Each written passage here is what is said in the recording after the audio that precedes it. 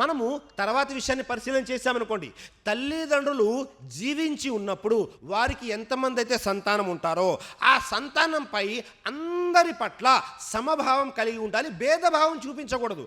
లేదండి నాకు నా పెద్దబ్బాయి అంటే ఇష్టము కాబట్టి నేను తనకు కొద్దిగా ఎక్కువగా ఇస్తాను, నాకు నా చిన్నమ్మాయి అంటే చాలా ఇష్టము నేను తనకి ఎక్కువగా ఇస్తాను, ఇలా ఎప్పుడు చేయకూడదు సోదరులు. అందరికీ సమానంగా పంచాలి ఏ విషయమైనా సరే. ఒకవేళ మీరు చనిపోయారు, మీ యొక్క ఆస్తిలో వాటా ఉంది, అదేమవుతుంది, స్త్రీకి ఒక భాగం వెళ్తే కుమార్తెకి ఒక భాగం వెళ్తే కుమారుడికి 2 భాగాలు వెళ్తాయి, అది ఆస్తి పంపకాల్లో.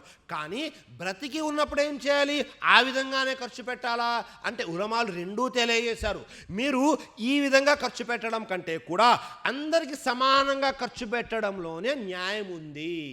మనము ఒకవేళ 1000 రూపాయలు పెట్టి మన కుమారుడికి వస్త్రాలు తీసుకొచ్చాము, మిగతా అందరి కుమారులకి 1000 రూపాయలు పెట్టే వస్త్రాలు తీసుకురావాలి, కుమార్తెలు ఉన్నారు వారికి అలాగే తీసుకురావాలి.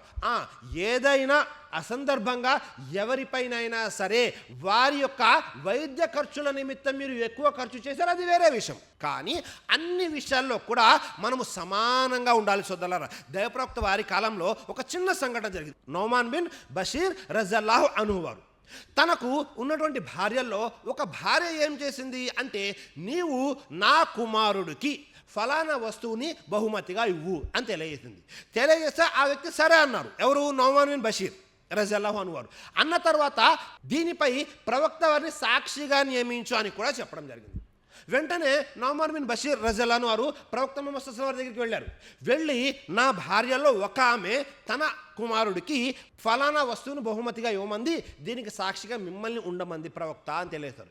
వెంటనే ప్రవక్త ముహమ్మద్ సల్లల్లాహు అలైహి వసల్లం అడిగారు, సరే నీకు ఉన్నటువంటి సంతానం అందరికీ ఈ బహుమతి ఇచ్చావా?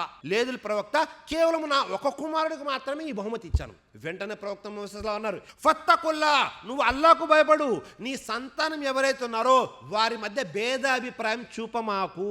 సుబ్హానల్లాహ్.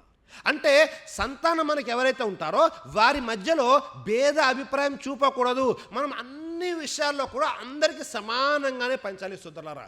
అప్పుడప్పుడు కొన్ని అనివార్య కారణాలు వస్తాయి. అంటే ఉదాహరణకి మీకు 4 కుమారులు ఉన్నారు, ఆ 4లో ఒక వ్యక్తి ఆర్థికంగా చాలా బలహీనంగా ఉన్నాడు.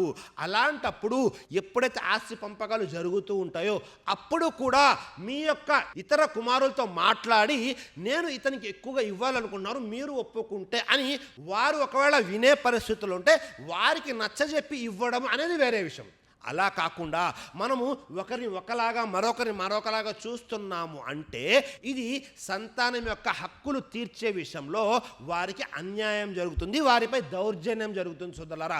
కాబట్టి ఈ విషయంలో మనము జాగ్రత్తగా ఉండాలి.